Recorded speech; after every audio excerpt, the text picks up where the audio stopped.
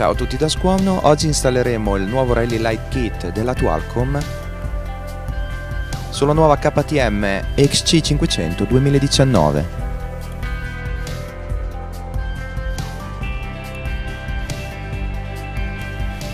Cominciamo con il rimuovere la maschera faro originale.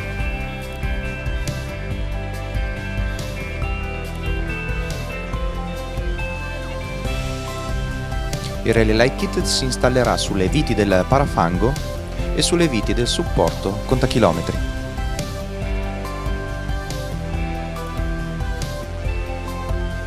Con il cablaggio Tualcom dedicato ad ogni modello è possibile collegare il Rally Light Kit direttamente al connettore originale della moto.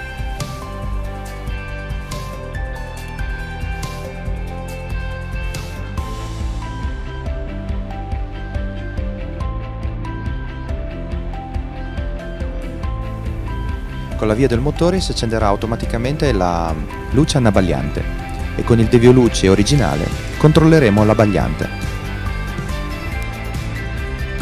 In questo modo avremo spazio e volontà per il montaggio di un GPS, oppure nel caso di una strumentazione motorelli abbiamo la possibilità di proteggere tutto.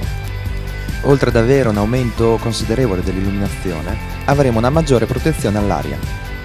Con questo è tutto. Ricordatevi di lasciare un like e magari un commento. Un saluto da Squamno!